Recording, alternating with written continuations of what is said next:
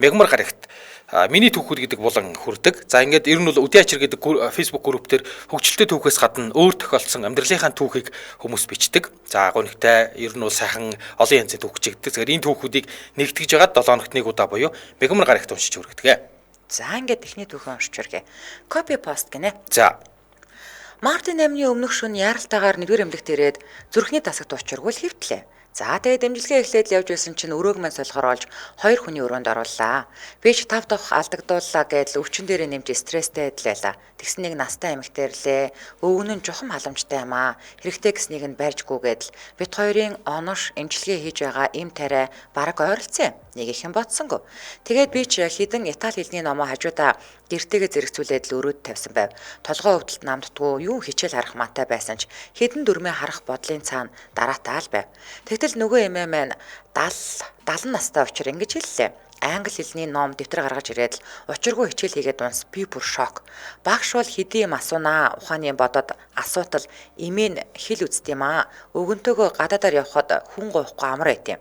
Өдөрт ядаж 2 цаг давтахгүй бол хэл гэдэг чинь мартагддаг юм гэж байна. Би ч бүр вау л даа гэж бодсоор наа чи хэл судлах дуртай хүнд бүр нэг ташуурч болох шиг. Тэгтэл миний утас дуугарч олон улсын зөвлөгөөний хурал англи хэл дээр хөтлүүлээ гэдэл ярьж гарлаа. Би ч асал баахан ярьж өөрийгөө танилцууллаа. Тэгсгээд л өдөр өнгөрч өнөө өглөө өвгөн нь янзын сайхан шүл үлдээд ирж бит хоёрыг тарианаас өмнө сайхан халуун шүл ус ууж ав гэдэл дайлж гарлаа. Тэгсэн эмээ миний орд ирж жаахан тухгүй байх гэсэн өвгөн нь гуцны хийг гаргаж сувлагчаас нэмэлт гуц аваад л орыг нь шинээр засч өгөөд л өөр ямар байгаа тухай асуугаад халуун кофе уу гэж бодоод ус буцалгагч авчирлаа гэдэл настаа мэд харагдавч эрхэлж байгаа нь хөөхөн энгийн зүйл мэт боловч ямар их халамж вэ. Тэгээд ах юу идэг хүн бэ? Ямар нямбай ямар халамжтай хүн бэ та гэдэл би асуудал сэтгэл судлалын доктор олон сайхан ном бичсэн хүн байна лээ л дээ. Игч өөрөө бас орос хэлний багш энэ хоёр олон газраар аялж зугаалж амьдарсан хоёр юм байна. Тэгээд би гэдэг хүн сураагүй юм биш нэг их гүнзгий бодолтой орж ямар сайхан амьдардаг улс вэ? Үдийн насалсан чи ийм сайхан халамжаар дүүрэн нэгнийгээ хайрлаж дураараа эрхэлж байгаа нь өөрийгөө хөгжүүлэх өсөр дэвчхийг 70 наснда ч умарталгүй хичээж байгаа хүнийг хараад л би дараа 40 насаар дүү ээж яагаад энэ хүнтэй ижил эмчилгээ хийлгээд байж байгаа илээ? Өдөрт нийт цагийг яагаад хэл судлахтаа зарцуулж чадахгүй байгаа илээ гэдэл эргэцүүлж бодоод сэпхийн босов. Ийм сайхан хүмүүс биднэрт амьдралын ухаан, үлгэр дуурайл, ташуур болох гэж л өрөөгөө солигж намайг стресстүүлэн барин амьдралд минь амт нэмж учирдаг гэлтэй. гадаад хүн юм болоо энэ хоёр. Монгол штэ. Аяг шүл хийж ирсэн гэж байгаа юм штэ. За, нэрээ бодлоо. Монголд амьдардаг гадаад хүмүүс юм болоо гэж бодлоо. За, би хувьдаа боддөг юм аа. Энэ дэлхий дээр хүн бүрт аав ээж гэх хамгаалагчдыг явуулдаг бол миний хувьд бурхан эмээг минь надад явуулсан байхаа гэж. Намайг төрөөд удаагүй байхад амьдралын эрхээр Солонгос улсыг зорж намайг эмээ дээр минь үлдээсэн юм. Өлгийтэй байхаас ахуулаад 13 нас хүртэл эмээгийнхээ мөөмийг идэж өссөн. Тийм л эмээ амьтай хүүхэд байсан. Ягаад ч юм үнэхээр хилэмгүй толомгой хүүхэд болж өссөн. Баг байхад эмээгийн танил гэрт ирээд эмээтэй буулгах гэхээр л та чимээгүй байж бай. Би жоохон үг соёлын энэ хүнтэй гэдэг байсан гинлээ. Тэрнийхээ ирээр сургууль дээрээ хэрэг тарина хэрэгч гэжтэй. Шудраг ус санагдсан зүйл дээрээ дарах зэрэг гэлтгүү нүүрэн дээр нь дуржигэн л хилээд хайна. Тэр болгонд эмээ минь сургууль дээр дуудагдана. Нэг удаа ангийн маань жаахан номой хүүхдийг багш маань самбарын урд гаргаж ирээд чи яагаад ийм арчаагүй байдаг юм? Чиний ирээдүй тодорхой. Чи гудамжны бөбөөч л болно. Чам шиг өмхий хүүхдтэй ангид хичээл заахгүй гэж үлээ. Миний дотроос нэг юм ориглоод л явчихсан. Гинтл тэгвэл тань шиг хүүхэд ялгуулж харьцдаг багшаар бид нар хичээл заалахгүй гэдэл хэлээд хаялаа. Бөөн уур. Орон эмээ намайг авахар ирэх үед багш дагуулад л явлаа. Би орсон өрөөнийг нь гадаа хүлээж байтал эмээгийн дуу сонсдож миний хүүхэд буруу зүйл хэлээгүй байна. Харин ч би хүүхдээрээ бахархаж байна. 30 гарч яваа хүнээс л илүү юмсыг наад цаатахыг ойлгосон байна. Миний охин жаах ангийнх нь хүүхдүүдийн өмнө зэмлсэг хүүхчин дотроо юу гэж бодож зогссон бол гэдэл зоригтой нарахгүй хэлээд гараад ирлээ. Эмээ ихсэг юу ч дуурсангүй. Гэртээ ороод хувцас олж явахад эмээ дуудаж миний охин сайн байна. Маргааш тэр хүүхдээ гэртээ дагуулаад ир. Миний охин гутлын харьцмаарыг нь мэдхүү. Хэлэх үгээ хэлдэг нь зөв. Гэхдээ энэ үйлдэлээ цэгэнж явах ёстой шүү гэж үлээ. Маргааш нь би өнөө өмөрд хүүхдээ гэртээ дагуулад очтол эмээ минь 2 ээлжийн цагаан цамц, хичээлийн цүнх, гутал гэд маш олон зүйл бэлтчихсэн хүлээж байлаа. Ангийн хүүхдийн минь нүдэмс дөрөөд л авч хүлээ. Сүүлд сонсохны ээж нь хөхний хор тавдраар өнгөрч аав дээрээ үлдсэн, аав нь бараг л тоодгүй шахуу байсан юм билээ. Энэ бүхний эцэст эмээ минь хүний дээд хүн гэдг нь мэдрэгдэж байгаа баха. Өөрөө ганц хүү төрүүлсэн ч хүний өөрийн гэж гололгүй дүү нарынхаа 10 гараад хүүхдийг өсгөж өндийлгсэн хүн байгаа юм. Миний хамгийн том үлгэр дуурайлал өмг төшгмөн байдаг эмээдээ хичнээн хайртай гэж өөрийгөө хөсөр хаяж өрөөлийг л гэдэг хүн. Саяхан 10 жилийн уулзалт болоход өнөө өмөрдөг нөхөр энэ түүхийг сануулж эмээг минь асуусан. Эмээгээсээ санаж байгаа эсхийг нь асуухад тухайн үед тэтгэврийн зээлээ аваад хоёр ээлжийн цамц, гутал, хичээлийн цүнх, хичээлийн хэрэгслийг авч бэлгэлсэн юм гинлээ. Гинэ. Ямар мундаг эмээ охин хоёр вэ, тийм ээ. За нэрийг нууцлсан сонсогчийн түүх байна. За ёстой л нэрээ нууцлж бичихгүй бол болохгүй эвгүй зүйлээ бичих гэж байна. 3 дугаар ангиас нь санагдаж байна. Би чинь бага ангида байрныхаа байтугай бүр хорооныхоо хүүхдүүдийг босгодог овоогоор байваа гэж. Намайг гарахгүй тоглохгүй л гэвэл гадаа хүүхд байхгүй. Тэгээд л гарыг л да тоглоё л доо гэж өдөржин хаалгыг маань үдээстэй. За тэр чи яг гол сэдвэргөө оръё. Манай байрны хажууд нэг дугуйдуу хэлбэртэй 5 давхар байр байдаг байсан юм. Тэгээл байрныхаа эдэн гал хамуудаа дагуулаад тэр байрны дээвэр дээр гарахаар болоо. Тэр байрны дээвэр лүү гардаг хаалга нь онгорхой байдаг байсан. Тэгээд тавуулаад байсан бах цуваад л догдлоод л явсан юм. Тэгээд дээвэр дээрээ гарваа. Нэх гой мэдрэмж төрөөд л уухаа гिचмээр санагдаад л гэхгүй юу. Тэгсэн чинь манай найзууд чулуу жижиг цэм таваад доошоо шидчихээн. Би ч угаараа дутхуу гэж бодоод нэг сүүжүүний шил аваа шидчихлээ. За тэгээд л яах вэ ийхүү гэдэл байж байтал хідэн бүбүүчингүүд доороос орилж гарваа. Буугаач өгчээсэн юмнууд бла гэл. Би тэдч пэди гэдэл бүр даам гарчихсан амтад юу гэж үгийг нь тооховдэ. Тэгээд л хүүхдүүд юм болохоор уйдаад л бууй гэдэл бууцгаалаа. Орсноосоо гараад л харсан чинь гөх тэнгэр мэн нөгөө сүүжүү чинь нэг том джип машины нүүрэн цонхон дээр унаад хаг сүүжүүний шил машины шил нь хоёулаа хагарчихсан. Холилдоод л солонгорч өгчээ. Би тэд сандраад л гүйчихсэн. За тэгээд л одоо яах вэ гээл манай найзууд би бүр хүндгаар яадын үгс баригдахгүй юм чинь гээл бүр нэг дайлчаар. Тэгээл бүр хол тоглоомын талбай дээр тоглоод байж байтал миний бүр ясны дургуй нэг охин гараад ирвэ. Гай газар дороос гахаа модон дотроос гихчээр тэр охинд үнэн дургуй гэж яана. Тэр ч надад дургуй. Бид хоёр хялалзаастай байж байтал манай нэг найз маань болсон бүх явдлыг дуржигт л яриад өгөө. Тэгсэн нөгөө нэг юм чинь хялалцаж байснаа. Хүй би бас тэр дээвэр дээр чинь очиж үзмээр байна гэжээ шүү. Тэгээд бөөнөрөө ахаад л цуваад очлоо. Тэгээд орцны үүдэнд нь эртэл нөгөө машины хажууд нэг ягаан халааттай ихч бөөн уур болчихсон. 2 цагдаатаа зогсож байна. Яриг нь сонсох нэ нөгөө ихч орлоод л. Энэ хүчээсэн арагчин бүбөөнүүд л хагалж байгаа штэ өөрхийн хагалдیں۔ Гэдэл бөөн уур. Тэгээ бид нар орц руу нь явж ороод хэсэг зогсож байгаад буцаад гартал нөгөө мө бүбөө нар чинь дээвэр дээр хідэн хүүхдүүд байсан тэд нар л юм шидээз гэж хэлчихэж. Тэгээд нэг цагдаа нэрээд бид хідээс асууж байна. Ахын дүүнаар дээвэр дээрээс хүүхдүүдийг харсан уу? Та нар энэ байрных уу гэхээр нь үгүй би тэд өөр байрных энэ байдаг найзандаа орж Москотод цай уусан ингээл аваа хаялаа. Бүр сурцтай худалч те. Тэгэл явж байтал нөгөө муу харш боломч нь би хин хагалсныг нь мэднэ гэдэл амар чанга хэлдэг байна шүү дээ. Йоо би бүр шок хэлэх үг олддгоо. Нэг нь ирээд хин юм ахын дүү гэсэн чинь бүр нэг заналтай зүүн арцаар над руу хараад тэр байна гээл зааж байна. Би бүр яахаа мэддгүү таг гацчихсан. Тэгсэн чинь нөгөө цагдаа ах ирээл хүзүүнээс барьж аваад за явна даа л гэж байна. Тэгэл нөгөө хамууд маань байхгүй пэр хидэлгүүлдээл манийхаа хаяад яваас гэ. Би тэгэл нөгөө амар ихч рүү алхаастай айгаад л бандсандаа би бишээ хагалсан хүүхд намаа гэж гүтгээд өөрөө зүхтаачлааштай би биш гэдэл хоолоо зангирваа. Тэгсэн нөгөө ах чинь за тэгвэл араас нь хамт явъя л гэж байна. Би ч далимдуулаад гарнаас нь мултраал гүйчихсэн. Хар ирчээрээ гүгээд 12 давхар байрны орц руу ороод нуугдчихъя гэж бодоод гүгээд ортол орцны хаалга нь хаагдахдаа миний хөлийг хавчаад гутал сугараад үлдчихсэн. Дүш буцаж очиод л гутлаа өглөж байгаад баригдаас. За тэгэл намайг жинхэнэ хүзүүнээс базаад ямар аваа гарвэ гэж чирээд нөгөө амар игчдэр дагуулад очичихлоо. Пүү намайг өстой 9 бусаар хэлээд би уйлах гэж жүжиг хэсгээ бодоостой. Тэгээ зогсож байсан чинь аав ээжийнхаа дугаарыг өгөл гэж байна. Би ч гүрийгээд мэдэхгүй гээл аваа ис. Тэгсэн чинь нөгөө игч амар уурлаа. Энэ муу ямар зэвүүн бацаан бэ гүлдийчгээд харвас луурчин царайтай наадах чинь мэдж байгаа худлаа гэдэл миний бүр дургуурээд хэлгүй юм шиг таг гүрээлээ. За тэгсэн нэг цагдаа нь тэгвэл гэрээ зааж өгөндөө гэж дагуулад явах гэж байхад нь мултраа дахиад л гүйчихсэн. Энэ удаа ёстой амиа тавьж гүйж байгаа юм чинь байдаг хурдаа шавхаал гүйлээ. Уг нь 3 дугаар анги хөвт юм байгаа шүү дээ. Нөгөө цагдаа нь гүйцэтгүй хөрхий. Би ч хүүхэд юм болохоор чааваас ахаад л орц руу орчихсон. Тэгээ 3 давхар хуучны байр руу ороод 3 давхарт нь сууж байсан чинь нөгөө цагдаа чинь амсгаатчихсан. Ямар муу шиг гүдэг бацаан бэ? Нааширчээ гэж уурлаж байна. Ахаад баригдаад буцлаа. Тэгээд л аргагүй өрх нь буулт хийгээд л ээжийнх биш аавын дугаарыг өгчлөө. Тэгээд аав маань ажил нь ойрхон тулдаа хүрээд ирлээ. Ирчгээд л өстө овоогоор юмаа гэл энийгэдсэн. Тухайн үедээ бараг 250к билүү 150к төлж ээж тохиролцоод салж ээж илээ. Намааг ээж аав юрөөсө загнаагүй. Дээвэр дээр гарсан болохоор айсан юм уу яасан мэдгүй. Ямар таач одоо бодох нэ яаж хүний толгой дээр унчаагүй юм л гэж баярлдаг юм да.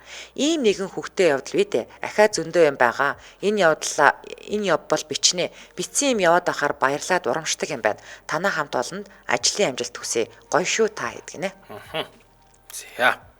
За хамтран хийж байгаа мэдээлэл хүргэчээд унших уу? За тэгээд их урт юм байна. За Улаанбаатар хотод 12 цаг 23 минут болсон. Нэвтрүүлгийн маань хамтран аялагчаар тогтвортой өсөлтийг тууштай байдлаар Apex Capital үнэт цаасны компани хамтран ажиллаж байна. За хөрөнгө оруулалтын хамгийн эрсдэл багтай түгээмэл хэрэгслийн нэг бол бонд байдаг. Яг манайхан бол бонд гэж мэдэхгүй. Ер нь нэг юм мөнгө хадгалыг банкнд хадгалдаг. За өөр юм бол мэдэхгүй. Ачхам номин цэцэг бол сүүлийн үед бонд гэдэг. Бид нар дундаа хамгийн боловсралтай санхүүгийн боловсралтай жих. Номид чи би дээрийг бодвол хоёр байртай айхтар үржтэй. Заад чи бол бонд яг л эзэн судалсан байгаа. За бонд гэж байгаа монголоор бол яг өрийн бичиг гэдэг юм л да. Өрийн бичиг гэж жоохон эвгүй сонсогддог баг. Тэгээ бонд уу өрийн бичиг бол барьцаа болон баталгаагаар хангагдсан ийм үнэт цаасны нэг төрлийн бүтээгдэхүүн. За энгийнээр тайлбарвал ерөөсөө хөрөнгө оруулагчид компани бондонд хөрөнгө оруулж байгаа нь бонд гаргаж байгаа компанид мөнгө зээлж яана л гэсэн үг. За тэр зээлсэн мөнгөнийхөө оронд ингээд баталгаатай ийм үнэт цаас авч байгаа л гэсэн үг. За үүнийхээ хариуд компани зүгээс хөрөнгө оруулагчдад үндсэн мөнгө болон хүүг эргэн төлөлтийн хуваарийн дагуу төлдөг. За тэгэхээр энэ компани бол бондоор татан төвлөрүүлсэн дүнгээрээ шинэ төсөл одоо ингээд бонд зарлаа, бондыг нь хүмүүс судалдаад авчлаа, тэрний дагуу орсон мөнгөөр компанида шинэ төсөл хэрэгжүүлнэ, эсвэл одоо юу гэдгийг дахиад хөрөнгө оруулалтаа хийн, үйл ажиллагаагаа сайжруулна гэх мэтлэн ингэж зарцуулдаг юм байна лээ. Тэгээ ер нь бол бид нар одоо юу гэдэг юм бэ? Ганцхан юунд банкнд мөнгө хадгалаад авах ш. Одоо ийм бонд худалдаж авч сурвал хүүн маш өндөр байдаг. Бондын дундаж хүү гэхэд л 18-аас 19% байгаа байхгүй. Гэтэл банкны хамгийн одоо өндөр хүү чинь 16.5 биш дээ ариг дээр. Тэ гэтэл бондын хүү бол 18-аас 19%. Тэгэхээр та мөнгөө одоо юу гэдгийг мөнгөөрөө бонд худалдаж авбал нэг 18%-аар мөнгөө өсгөж буцааж авна гэсэн үг. За дээрэс нь та одоо ингээд бондод хөрөнгө оруулснаар үндсэн мөнгө болон хүүгийн өгөөжөөс хэдэн төгрөг авах юм? Хизээ ямар давтамжтай авахын зэрэг нөхцлүүд нь маш тодорхой байдгаараа онцлог. За дээрэс нь одоо ингээд бид нар ингэдэж штэ хүүтэй хадгаламж гэх тэгэнгүүт ингээд яг яаралтай мөнгөөр гараад за мөнгө авъя гэх тэгэнгүүт нөгөө жилээр хадгалуулсан байнгут шууд нөгөө хүүн цуцлагдаад тэгээд ингээд хүүгэж авч чадахгүйгээр нөгөө үндсэн мөнгөө л авдаг штэ тий. Тэгэнгүүт гэрээний хугацаанаас өмнө хөрөнгө оруулалтаа татах тохиолдолд хүүний одоо ямар нэгэн алдан тооцохгүй. За дээрэс нь гэрээ байгуулсан хугацаанаас өмнө бондо зарах тохиолдолд эзэмсэн хугацааны өгөөжийг үндсэн хүүгээр нь тооцдог гэдэг аахгүй юу. За тэгэхээр нийт 12 сар буюу одоо жилийн хугацаатай бондыг 19.5% хүүтэй бонд хөрөнгө оруулалт хийхэд жишээлбэл сарын хүүн 1.6 орчим ч юм уу те улиралдаа ингээд нэг 4.8% өгөж авах боломжтой гэсэн үг байгаа байхгүй юу. За ингэж жишээ нь та 100 сая төгрөгөөр 19.5% хүүтэй бонд худалдаж авлаа. 12 сар хугацаанд. За ингээд хөрөнгө оруулаа гэсэн. За ингээд хөрөнгө оруулалт хийхэд татврын дараах цэвэр хүүн 17 сая 550 мянган төгрөг болно. Тэ ингээд хүүг бондын нөхцлөөс хамаарат улирал болон сараар та ингээд хүүгээ хувааж авах. Тэгэхээр та 100 саяыг одоо 100 саяар бонд худалдаж авлаа гэж бодоход энэ чинь одоо ч нөгөө нэг хүүгээс татвар авдаг болсон шүү дээ банкнд. Тэнгууд хүүгийн дараа гэхэд л та 17 сая 550 мянган төгрөг өсгөж авах нь шүү дээ мөнгөө. За тэгэхээр та өөр санхүү шинэ боломжны гадаад болон дотоодын хувьд за бондын хөрөнгө оруулалтыг сонирхож байгаа бол мэргэжлийн үнцасны компани Apex Capital-ыг тань зөвлөж байна. Тэгээ мэргэжлийн байгууллагын зөвлөгөө үйлчлэгийн тусламжтайгаар та бондын эрсдлийг зөв үнэлж ашигтай хөрөнгө оруулалт хийх боломжтой. За тэгээд илүү дэлгэрэнгүй мэдээлэл нь 75 10 75 тэг гэдэг утаснаас аваарай. 75 10 75 тэг. За мөн Apex-ийн мэн албан ёсны сайтаар нь орж цахим хаягаа бүртгүүлээд дотоодын болон гадаад хөрөнгийн зах зээлтэй холбоотой мэдээллийг 7 хоног тутам авах боломжтойгоос гадна Apex Trader апа татаад үнцаасны данс нээж хөрөнгийн зах зээлийн үйлчлэгээ гар утсаар бас хэлбэршуул аваарай. За ингээд нэвтрүүлгийн хамтран ажиллагчаар доктортой өсөлтийг тууштай байдлаар Apex Capital үнцаасны компани хамтран ажиллаж байна. Баярлалаа. За баярлалаа. За Pony гэдэг хаягнаас ээж аав хоёр Орос сурч байхдаа танилцж төгсдөг жил нь би хэвлийд нь бүрлдээд тухайн үеийн нийгэм өөр байсан учраас хамт Куб руу эсвэл Монгол руу явж чадахгүй байсан болохоор аав Куб руу нутаг хуцаад ээж Монголд ирж намайг төрүүлж байсан юм. Аав тэндх ажлаа зогсуулчихад хэсэг хугацааны дараа ирнэ гэж тохирсон юм байна лээ. Тэр хугацаанд 2 жил захиагаар харилцдаг байж байгаад гинт нэг өдөр ааваа сураг тасраад алга болчихсон.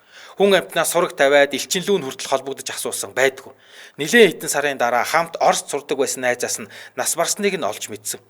Ээж ажил хийдэг, би багасаа эмээ өвдөр өсчихсөн. Ухаан орсон цагаасаа л аавгаа мэдэхгүй. Надад зөвхөн зургнууд л байдаг байв.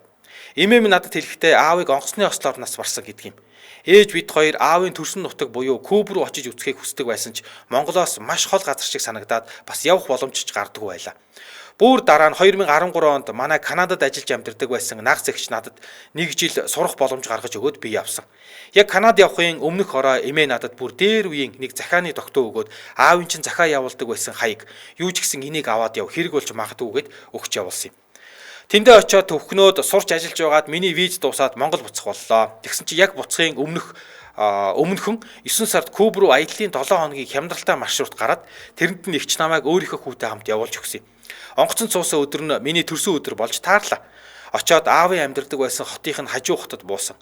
Ойрхон ирж гисэн юм чинь аавынхаа амьдарч байсан хот байшинг нь үзье гэж бодоод жуулчдад үйлчилдэг англи хэлтэй таксины жолоочтой Сантьяго хот руу 4 цаг явж очиж байгаа юм. Очоод нэг байшингийн гадаа ухар зогсоод за танаа аавын байшин тэр байна гэд таксины жолооч зогсоод гаднаас нь ажиглаад л сууж байсан чинь дотроос нь хүн гараад ирсэн. Сантьяго хотод байдаг жижиг хороолол учраас тэр хавийн айлын хүмүүс нь шаваад л нэг эмэгтэй ирээд хаанаас яах гэж явааг нь асуусан. Би чинь испани хэл мэдэхгүй. Нөгөө таксины жолооч Канадаас явах хүн байгаа юм аа. Энэ байшинг үзэх гэж ирсэн гинэ гэд орчуулж өглөө. Тэгсэн миний нэрийг асуугаад нэрээ овогтойгоо хэлсэн чинь толгоогоо бариад л орилоод байшин руугаа гүйчихсэн. Би бүр сандраад бууж чаддгүй. Тэгсэн байшингаас нэг ах таяг тулчихсан эмээ хоёр гарч ирсэн. Ах нь ирснээр зайлуу буугаа тэр бууж ирээд эмээдээ үнсүүл гэж авдгийг. Би бүр бөөн шок. Тэр эрэхтэн манай аавын ах, эмээ нь аавын ээж, орилоод гүйдэг нь аавын дүү болж таарсан. Нөгөө жолоочтой л би англиар хэлж орчуулж байгаа шүү дээ. Намайг гэртээ авч ороод тэр хавийн бүр баахан хүн ороод ирсэн. Манай аавын найзууд, хөршүүд гэдэл аавыг өнгөрснөөс хойш бүгд тэндээ амьдарч байгаа. Аавтайгаа үнэхээр адилхан байна гэдэл гэрийнхэн уйлаад тэврээд би бүр үнэхээр юу гэж хэлэхээ мэдэхгүй шокносоо гарч чадахгүй байгаад л байсан. Бүр сони юм би дээрээ төрсөн эгчтэй болж таарсан. Эгч чинь ажил дээрээ ойрхон байгаа гэдээ очиж авчираад эгч намайг тэврээд бас баахан уйлсан. Тэр өдөр аавынхаа яг яаж нас орсныг би мэдэж авсан.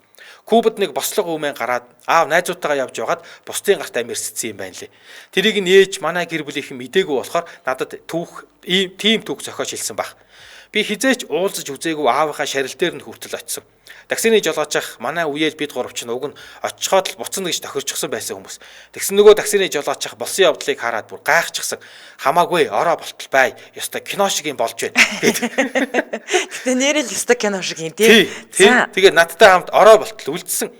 Бүр өмнө аав ээж хоёрыг Оросд сурдаг байсан гэд манай өвөө эмээ хоёр Монголоос очиж уулзаж байсан. Тэгэхдээ Мантухай цэцэн гатны зурагтай календар аавд бэлгэлж байсан юм байна лээ. Тэрийг нь ээжтэй адилхан гэд аав надад их нандиндаг байсан гэд гэрийнхээ хоймортой өлгөчихсөн. Тэндээ 24 жил өлгөөстэй байж байсан. Бид гуравт хоол унд хийж өгөөд намайг хэд хоног үлдээч гэд би нөгөөдөр нь буцах нислэгтэй байсан болохоор нэг өдрийг хамт өнгөрүүлээд оройн буцсан да. Би resort ирсэн оройноо жаахан уугаад дотроо онгойтл маш их уйлж байснаа санддаг юм. Одоо төрсөн эгчтэйгээ мэйлээр харилцдаг. Эхнэр хүүхдээ дагуулад хизээ нэг өдөр Кубад заавал эргэж очино. Надтай адилхан аавынхаа гэр бүлийг танихгүй, мэдэхгүй, уулзахыг зориулж чадахгүй хүмүүс байвал хайгаад олоод уулзахад гэмгүй юм байна лээ. Тэнд чамайг хүмүүс хүлээж байдаг. Хайрлаад огтох бүхэл бүтэн гэр бүл байдгийг үүсэхгүй шүү дээ гэсэн байна. Манай эгч нөгөө нэг одоо 87-оос 92 он хүртэл Оросд сурч исэн. Тэгэл нөгөө нэг угаасаа тэмд чинь ядчил тэр сурдаг хот нь нөгөө нэг Войсик гэдэг нэг юм хаалттай хот. Яг гэвэл нөгөө нэг зэвсгийн үйлдвэртэй тийм хот. Тэгээ ерөөсө цэргийн сургууль, цэцэрлэгийн багшийн сургууль гэдэг манай эгч болохоор цэцэрлэгийн багшийн сургуульд нь сурдаг. Тэгэнгүүт ингээд нөгөө нэг гадаад оюутантай одоо янз бүрийн дотн харилцаанд орж болохгүй шүү дээ. Тэгэх юм бол нөгөө нэг одоо тэр дотроо Монгол оюутнууд дотроо эвлэлийн үрийн хурал гэж бас байна.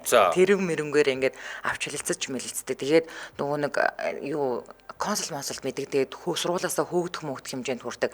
Пүүл юм болдог гэсэн юм шиг байна. Тийм тэгээд одоо ингээд дандаа энэ эрэлхийлж хүүхдүүд чинь ингээд яг тийм оюутан үеийн тий Оросод ингээд хам сурж ирсэн хүмүүсийн хүүхдүүд байдаг. Тэгээд энэ бол гэхдээ үнэхээр сонирхолтой түүх юм тий. Ийм тохиолдол маш олон байна. Яг ингээд Москвад гэдэг юм уу тэр үеийнхээ Ленинградд сурахад бол гадаад оюутнуудтай нэг байранд орчдөг. Ялангуяа. Угаасаа гадаад оюутны байр гэж яг манай Монгол одоо нөгөө гадаад оюутны байр гэж байдаг шүү дээ. Яг тэрнтэй л адилхан гадаад оюутны байр гэл ерөөсөө одоо жишээлбэл манай ягч нэг Монголтой тэнгуүдээ хоёр хартаа ч гэдэм үү тий тэгж байдаг байсан үе байгаа. Тэгээд зургнууд нь үлдсэн байгаа юм чинь тий.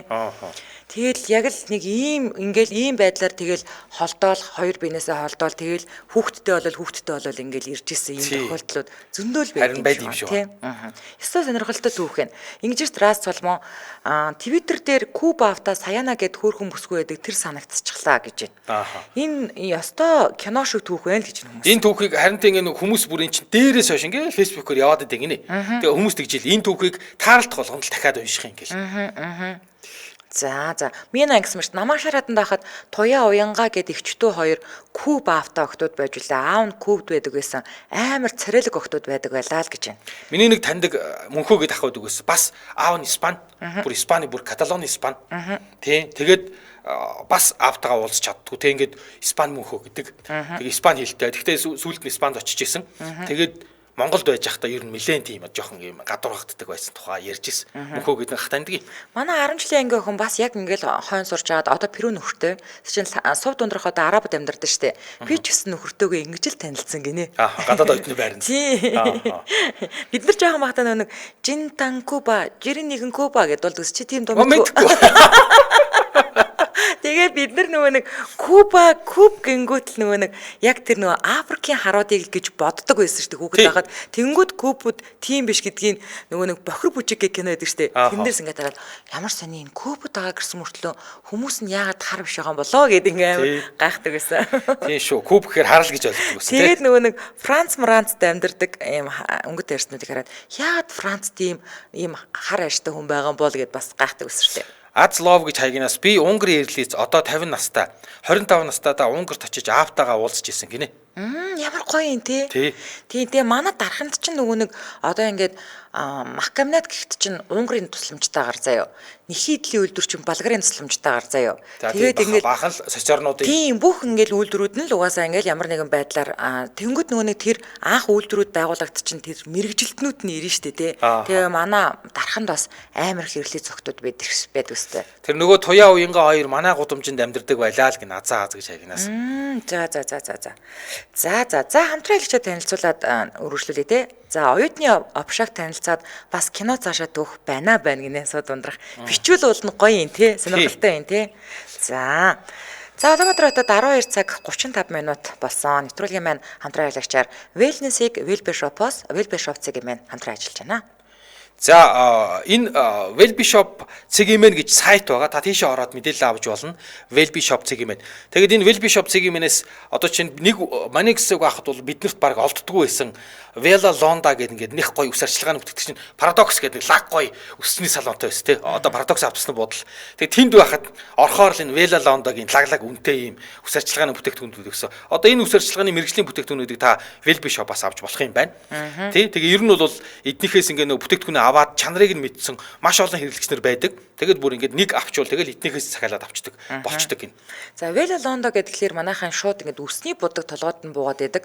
За үсний будаг бол мэдээж байгаа. Гэхдээ Лондо ч өөрөө одоо ингээд ус арчилгааны бүтээгдэхүүнүүд нь маш нэг олон төрлөөр шампунь, ангижруулагч за тэгээд дээрэс нь үсний маск, тоос гэдэг юм уу. Тэгээд одоо ингээд намайг л одоо өсчөнд орохоор зэрэг ингээд нэг юм үс угаасныхаа дараа сэнсчээснээ ингээд хуйх руу ингээд нэг юм ингээл түрхдэг байхгүй тийм үү? Тийм шүү дээ. Сэнгэлсэн. Сингэнэл ингээл явцдаг. Тэнгүү тэгээ дараа нь үсэн эндүүдж дуусны дараа дахиад ингээ ёонжод ангууд бас Лондогийн нэг юм спрей цацаад ингээд ёонжуултын дарж мардаг. Тэгэхээр ер нь бол би яг ингээ Лондогийн үсэнд арчилгааны бүтээгдэхүүнийг комоор нь хэрэглэж үзээгүй ч гэсэн ер нь бол Лондо гоё тийм. За тэгээд гих мэдчлээ яг эднэрийг бол одоо үсний бүтээгдэхүүнүүдийг аль бие усны эрхтэйгээр оруулж ирдэг. Дээрэс нь чанартай урт хугацаанд одоо туршигдсан аль бие усны эрхтэй эрүүл мэндийн бүтээгдэхүүнүүд за бидний сайн мэдгээр одоо GATPro ашигтай бактери байна тий. За тэгээд бас арьс арчилгааны бүтээгдэхүүнүүдийг та хүссэн газараа хөргүүлээд авах боломжтой байгаа. Тэр илүү дэлгэрэнгүй мэдээлэл нь 7711 71 71 гэдэг утаснаас аваарай. 7711 71 71. За тэгээ Wellbear Shop Цэгмэн гэдээ бас ороорой. Ингээд нэвтрүүлгийн хамтраалагчаар Wellness-ийг Wellbear Shop-оос Wellbear Shop Цэгмэн хамтран ажиллаж байна. Баярлалаа. За баярлалаа. За өдөө ачаар нэвтрүүлэг радион 3 дугаар студиэс миний түүхээр үргэлжлэн танд хүрч байна. Дараагийн түүх маань Сод Алтай гэдэг сонсогчийн түүх байна. Яг юу гэж бичгээ мэдэхгүй юм аа. Гэхдээ шаналж, өмөрч, гомдоод бүглрөөд байгаа энэ сэтгэлийг нэг сайхан онгойлгомоор санагдах юм. Хүнд ярих гэхээр хүний юмуд дуралдаг болчихсон энэ орчлоонд хиндээч ярих үлээ дээ. Би хүний ганц охин л доо. Ханлах хүнээ буруу сонгож хүүгээ ганцаараа л өсөглөө. 90-ад оны хатуу хүнд жилүүдэд хүүтэйгээ хоцроод хүүгээ ямар нэгэн байдлаар зутраач ухъя гэж ажил мөнгө зүтгэсээр нэг л мэтгэд 37 жил өнгөрч. Би ч 50 гарч чадал тэнхээ минь мууджээ. Гэхдээ хүүгээ их сургууль төгсгөж хүмүүсийн жишгээр гадагшаа явуулж үзлээ. Хүү маань миний хүссэн шиг ажиллаж амьдрах ухааны хад суусангүй дээ. Нас явах тусам улам их ганцаардаж хэн нэгэнд өөртөө ч юм уу гомдож нулимстайгаа хансарч суудаг болжээ би. Хүү маань хань ижилтэй болохгүй бор дарстайл нөхөрлөх дуртай болчихож. Олон хүн дээр очиж их л ном засал хийлэглээ. Бүтэж бүрлдэх юм огт алгадаа. Хүү маань арх ууж ирчгээд их муухай юм ярих юм аа. Игч гомдох юм даа би. Гэхдээ яалтаач үлээ дээ. Энэ бүгдийн буруутан ганцхан би л бололтой. Бичвэл их л юм бичмээр байх юм да. Начиг ингэж ганцаардаж, гомдож зөвхөрч явдаг ээж хүн ер нь байдгүй л ах та. Өрмөн нэг л сайхан өдөр ухаач байхал гэж гордож суух юм да би гинэ. За анх туяа Батчулуун гэдэг хэрэглэгч миний түүх гэж гарч иглаад би өөртөө тохиолдсон нэгэн сайхан учрал, нэгэн сайхан ихчээхийн талаар бичих гэсэн юм а. 2021 оны 3 сард ээж минь нас барсан юм. Ээжийнхээ юмыг янзалж байгаад Жема гэсэн сүлжээний бараа сурчилсан ном гарч ирж билээ. Түүн дээр Нараа гэд нэг дугаар бичээд орхисон байлаа. Ээж маань тэр хүнээс юм авч байсан бололтой. Тэгээд л нэг өдөр тэр игч рүү ярмаар санагдаад залгалаа. Дуун нас тогтсон эмэгтэй хүний дуу байлаа. Тэгээд ээжигээ хэлээд л танаас юм авч байсан бололтой гэдэл өөрөө авах юмаа хэллээ. Тэгтэл тэр игч тэгээ ав дүү минь игч нь хөргүүлээд өгье л гэж байна. Тэгэхээр нэгчээ надад мөнгө алгаа, мөнгөтэй болохоор авъя л гэлээ. Гэтэл игч дараа нь мөнгөтэй болохоор өгчхөө л гэд хаяг асуугаад уцаа салгасан юм. 30 минутын дараа хаалга тогсож байна. Гайхаад хаалгаа онгойлгосон чинь хүргэлт ихчээгээд нөгөө миний авах гэсэн юмыг авчирч өгд юм байна. Маш их гайхсан би хүлээж аваад л байж байтал уц дугарлаа. Харсан нөгөө ихчийн дугаар байна. Уцаа автлаа. Хүргэлт очсон уу? Санаа зовох юмгүй мөнгөтэй болохоор өгөөрэй гэдэл уцаа салглаа. Нэгч царайг минь харж байгаагүй ихч надад ингэж их итгэсэнд маш их гайхаж балмагцсан би шокносоо гарч чадахгүй нөгөө гоо сайхны зүйлээ барьсаар хэсэг сууж үлээ. Түүнээс хойш тэр ихчтэйгээ уцаар юмаа захиалж цаад наадахыг ярьж бүр жаргал зовлонгоо хүртэл хуваалцаж царайгаа харалгүй жил гарan боллоо. Уцны цаанаас хоёулаа ихч дүүс болж ихч маань нэг зүйл хэрэгтэй гэж хэлэнгүүт л хүргэлт заалттай ирдэг байлаа. Мөнгөтэй мөнгөгүй ямар ч үед надад итгэж ямар ч их үнэтэй байсан ч бараагаа надад өгдөг, утсаар бол таньдаг, өөр зүйлээр бол танихгүй ихчтэй болсон. Бараг л 2 дахь жилийнхээ ойн дээр энэ ихчтэйгээ уулзъя гэж бодоод л бэлэг бэлдээд очиж уулзлаа. Яг л миний бодож байсан сайхан жижигхэн биетэй дулаахан инээрхтэй ихчтэй уулзсан да. Хоёр биенээ тэврээд л тэр ихч охиноо үнсэж байгаа ээж шиг л намайг үнсэж тэврэн халуун дулаанаар уулзаж танилцаж дүр төрхөө мэдлсэн. Тэгээд ихчээс та яагаад авах танихгүй хүнд зээл өгөөд яагаад сэтгэл зовхгүй байж чаддаг байсан юм бэ гэж асуухад ихч минь хүний дууны өнгөөр ямар гэдгийг мэдгэддэг юм аа л гэж байна. Чи надад их дулаахан мэдрэмж төрүүлсэндэ гэж үлээ. Мөн ээжигээ алдаад гашуудалтай байгаа надад хүссэн зүйлийг нь өгье л гэж бодсон гэсэн. Одоо царай царайгаа мэддэг болсон сайхан ихчтэйгээ харилцсан бие биедээ дэмтэй явахсан л гэж боддог доо. Энэ ихчийн сайхан сэтгэл надад итгэсэн итгэл ээжгүй болсон уу гашуутай үед минь их л сэтгэлийн дэм болсон. Үнэхээр сайхан сэтгэлтэй сайн хүмүүс гайхалтай шүү гэсэн байна. За цогч чулуун даваад орж гэдэг сонсогчийн түүх байна. Мартин 18 гинэ. 2010 оны 3 дугаар сарын 18-нд бичиж байсан блог юм байна гинэ. За.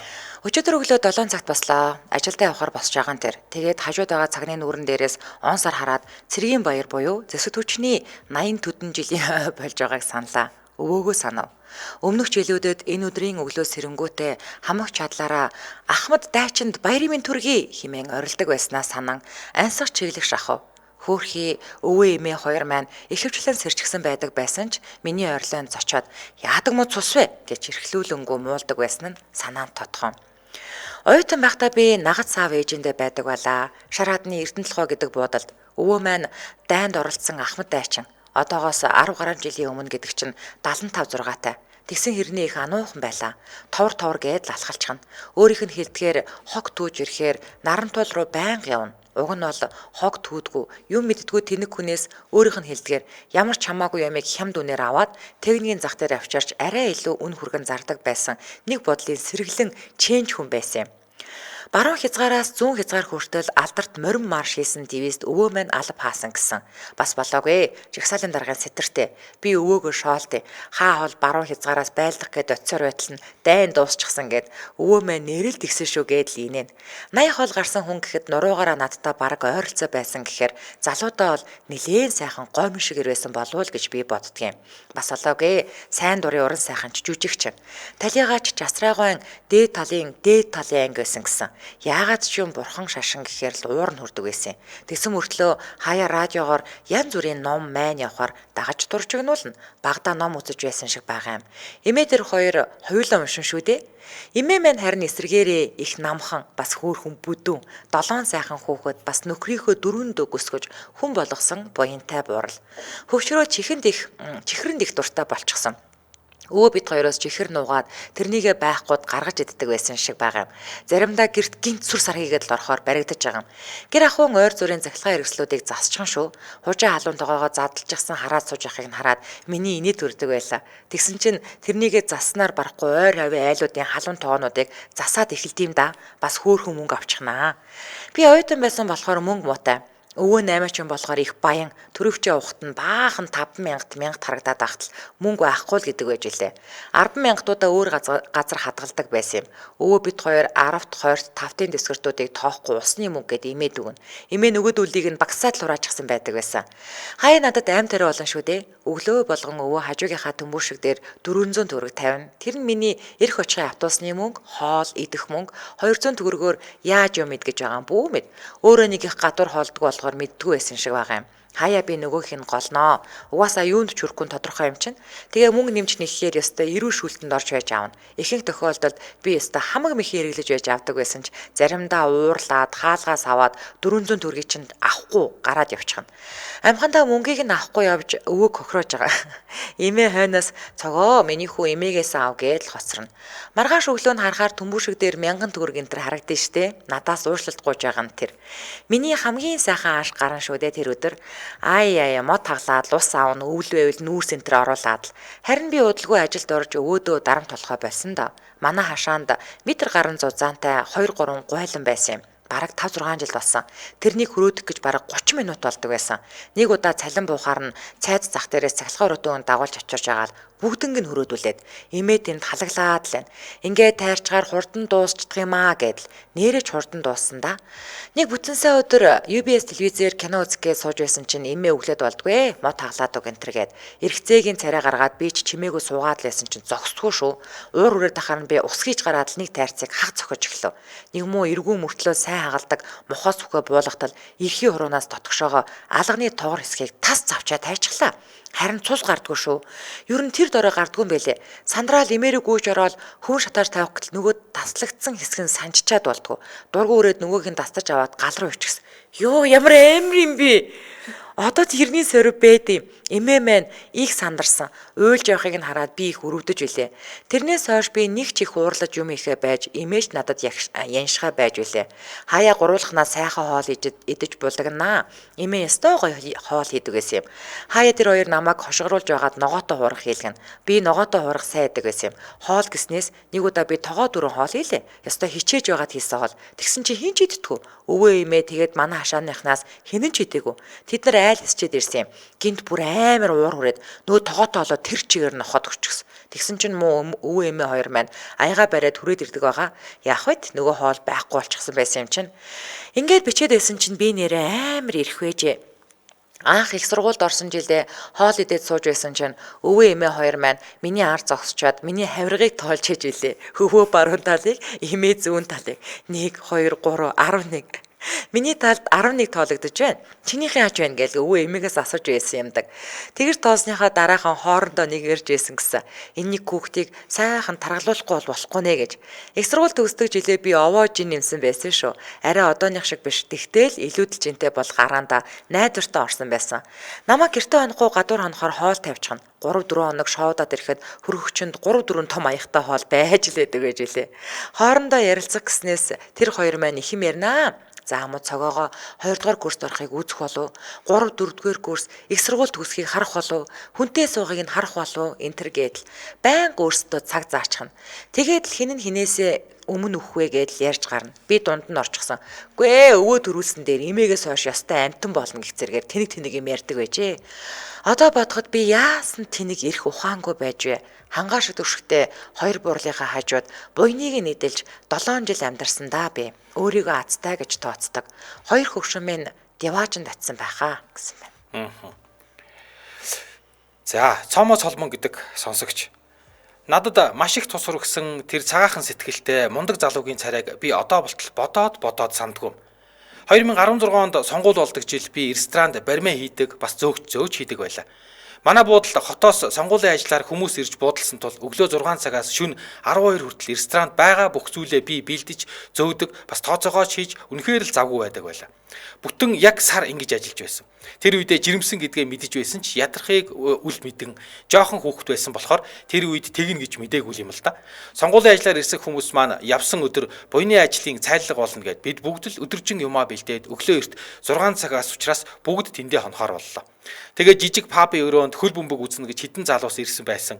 Би ширээгээ засаж янзлах гээд доошоо бууж ширээний бүтээлэг аваад дээшээ гарах гэсэн. Гинт би эвгүй болоод гид сүвдөөд арай гэж л хөлсөө зутхан байж гал тогоонд ороод л сандал дээр сов үгүй юу ухаалцсан. Гинт л нэг хүн намайг өргөөд эмнэлгийн хүлээ авахын орон дээр тавьж байсан. Тэр үед гидс их өвдөөд бас толгой манараад ер нь эргэн тойрноо харах тэнхэлгүй л байла. Тэгсэн эм чин жирэмсэн бол энд үзэхгүй жирэмсний хүлээн авах яв гэд. Тэгэхэд тэр залуу намайг шууд өргөөд ахаад л гүгээд жирэмсний хүлээн авахд намайг хэвтүүлээд явсан да. Би тэр хүний царай нэр гээд юу гинч мэдэхгүй. Мэдэж байгаа ганц зүйл нь онцгой байдалд ажилтдаг хүн л гэж сонссон. Баярлалаа гэдгээ тэр үед хэлж чадаагүй тэр сайхан сэтгэлтэй залууд үнэхээр их баярлж авдаг да. Миний мартаж чаддгүй сайхан дурсамжуудын нэг байгаа юм. Өөртөө хүсдэг сайн сайхан бүхнийг хүсье. За. Байна. За өнөөдөр үнэхээр сайхан түүхүүд орж ирсэн байна. Тэгээд та миний түүх гээд хаштагтаагаар манай Үдээ Ачаар групп дээр түүхээ бичээрэй. Энэ хүрээд 2025 оны 3 дугаар сарын 25-ны Мягмар гарагийн Үдээ Ачаар нэвтрүүлэг радиогийн 3 дугаар студиэс миний түүхээрээ шууд хүрээд өндөрлөж байна. За нэвтрүүлгийн маань хамтран ажиллагчаар Wellness-ийг Wellbe Shop-оос Wellbe Shop цэгмэн за мөн тогтвортой өсөлтийг тууштай байдлаар Apex Capital үнцаасны компани хамтран ажиллаа. Баярлалаа. За баярлалаа. Дэлхийн монголчуудын Эмгэл радио 88.3